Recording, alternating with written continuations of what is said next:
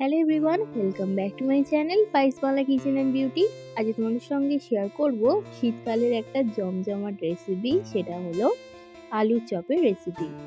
আগেও এই চ্যানেলে আমি আলুর চপের ভিডিও তোমাদের সঙ্গে শেয়ার করেছি। আজকে আবারও তোমাদের সঙ্গে শেয়ার করছি যে আলুর চপের ভিডিও। তো দেখো, গরমে কিন্তু যেরকম তেলে ভাজা খেতে ভালো লাগে না, সেরকম ঠান্ডাতে কিন্তু অবশ্যই তেলে ভাজা খেতে কিন্তু ভালো লাগে। চা কিংবা কফির সঙ্গে তোমরা মুড়ির সঙ্গে বাঙালিরা বিশেষ করে এই আলুর চপটা কিন্তু খেয়ে থাকে। এই আলুর চপটা বানানোর জন্য সবার প্রথমে আমাদের নিয়ে নিতে হবে আলুটাকে ভালোভাবে ধুয়ে খোসার সমেতই আমি সেদ্ধ করে জলটাকে ফেলে দেবো। আর এই টাইমে সামান্য নুন দিয়ে অবশ্যই সেদ্ধ করে নেবে। এরপরে যেটা নিতে হবে সেটা হলো পেঁয়াজ কলির পাতা, বেশ কটা রসুন, আদা, টমেটো। আজকে একটু অন্যরকমভাবে তোমাদের রেসিপিটা শেয়ার করব, আশা করছি তোমাদের অনেক বেশি ভালো লাগবে। আর চপের মশলা তৈরি করার জন্য আমি এখানে নিয়ে নিয়েছি 1 ইঞ্চি পরিমাণে দারচিনি, 2টো এলাচ, লবঙ্গ, আমি এখানে 4-5টা লবঙ্গ ব্যবহার করেছি, আর নিয়েছি 4-5টা শুকনো লঙ্কা, আর 1 চামচ মতন জিরে। যেহেতু আমি এখানে 3টে বড় আলু ব্যবহার করেছি, তোমরা কিন্তু এই মশলাটা গোটাটা লাগবে না। এখানে যা মশলা হবে ওখান থেকে তোমরা 1.5 চামচ মতন ব্যবহার করবে। এরপরে যেটা করব সেটা হলো বেসনটাকে, যে কোটিংটা হবে সেটাকে প্রিপেয়ার করে নেব। তো তার জন্য আমাদের এখানে লাগবে বেশ খানিকটা বেসন, তার সঙ্গে দিয়ে দিয়েছি নুন, হলুদ আর কালো জিরে। কালো জিরেটা অপশনাল, তোমরা চাইলে দিতেও পারো আবার নাও দিতে পারো। সমস্ত উপকরণকে শুকনো অবস্থায় ভালোভাবে মিশিয়ে নিয়ে এরপরে ভালোভাবে ব্যাটারটা প্রিপেয়ার করে নেব। এরপরে আসা যাক মেন মশলায়। মেন মশলাটার জন্য যে ভাজা মশলাটা তৈরি করে রেখেছিলাম সেটাকে প্রথমে গুঁড়িয়ে নেব। ওখান থেকে আমি মোট 2 চামচ মতন হয়েছে, এখান থেকে আমি 1 চামচ মশলা তুলে রেখেছি। তারপরে যে মশলাটা থাকবে তার মধ্যে একে একে সমস্ত জিনিসগুলোকে দিয়ে দেব।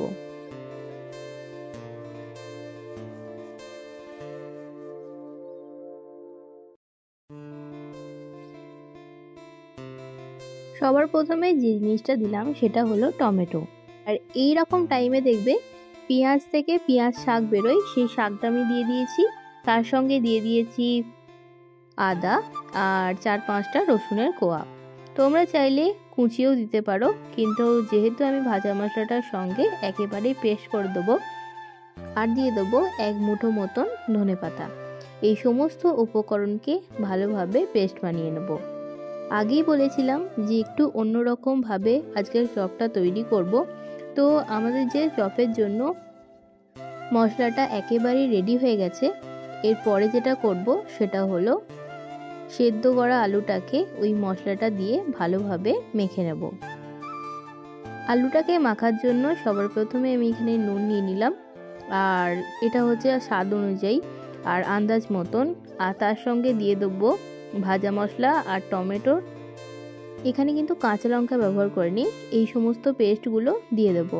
যেহেতু 4-5টা শুকনো লঙ্কা ব্যবহার করেছি, এক্ষেত্রে কোনো রকমের কাঁচা লঙ্কা কিন্তু আমি ব্যবহার করিনি। এরপরে ভালোভাবে চপের মশলাটাকে তৈরি করে নেব। চপের মশলাটা তৈরি করতে আমার কিন্তু বেশিক্ষণ টাইমও লাগেনি, আর খুব চটজলদিও কিন্তু হয়ে গেছে। আর এরকমভাবে তোমরা ফুচকার আলুটাকেও মেখে নিতে পারো। যদি এরকম পরিমাণে তোমরা রান্না করতে চাও তাহলে অবশ্যই কিন্তু একবার এই রেসিপিটা ফলো করো। এরকম নতুন নতুন রেসিপি দেখবার জন্য অবশ্যই পাইস বাংলা চ্যানেলটাকে ফলো করে সাবস্ক্রাইব করে দিও। এরপরে কড়াইয়ের মধ্যে বেশ খানিকটা তেল দিয়ে আলু মিক্সনটা বা আলু যে মাখাটা রেডি করে রেখে দিয়েছিলাম সেটাকে ওই সর্ষের তেলের মধ্যে ভালোভাবে নাড়াচাড়া করে নেবো, যাতে একটু শুকনো শুকনো হয়ে যায়। এরপরে কি এই ব্যাটারটা ভালো করে কোট করে তারপরে আলুর যে চপটা আছে সেটাকে ভেজে নিলে রেডি হয়ে যাবে আমাদের আলু চপের রেসিপি। অবশ্যই কিন্তু একবার ট্রাই করো। আর আমি এখানে যে বেসনের ব্যাটারটা তৈরি করেছি তার জন্য আমার এখানে যে বেসনের পরিমাণটা নিয়েছি, আমি এখানে 3 চামচ বেসন নিয়েছি, তার সঙ্গে আমি 1.5 কাপ মতন জল দিয়ে ভালোভাবে ব্যাটারটাকে তৈরি করে নিয়েছি। আর তাতে কিন্তু চপের গায়ে যে কোটিংটা আছে সেটা কিন্তু খুব ভালোভাবে হয়ে যায়, খুব বেশি মোটাও হয় না এবং খুব বেশি পাতলাও হয় না। আর অবশ্যই তেলটাকে ভালো করে হিট করে নিয়ে তারপরে তোমরা আস্তে ধীরে চপটাকে এপিট ওপিট করে ভেজে নেবে। প্রথমবার ভেজে নেওয়ার পরে খানিকক্ষণ রেখে দিয়ে আবারও ওই তেলের মধ্যেই ভালো করে ভেজে নিলে রেডি হয়ে যাবে আমাদের আলুর চপ। কেমন লাগলো আজকের রেসিপিটা অবশ্যই তোমরা জানিও। আর গরম গরম মুড়ি কিংবা চা কফির সঙ্গে তোমরা এই টাটা অবশ্যই খেতে পারো। আর সত্যি কথা বলছি, খেতে কিন্তু খুবই ভালো হয়েছিল। আর আমার যেহেতু বাটার পেপার ছিল না, আমি এখানে খবরের কাগজের ওপরেই তেলটাকে সোক করার জন্য দোকানের মতনই চপটাকে পরিবেশন করেছি। কেমন লাগলো অবশ্যই কমেন্ট করে জানিও। ভালো লাগলে অবশ্যই আমার চ্যানেলটাকে সাবস্ক্রাইব করে দিও। আজকের জন্য এটুকুনি, আবার অন্য কোনো ভিডিও নিয়ে হাজির হব। বাই।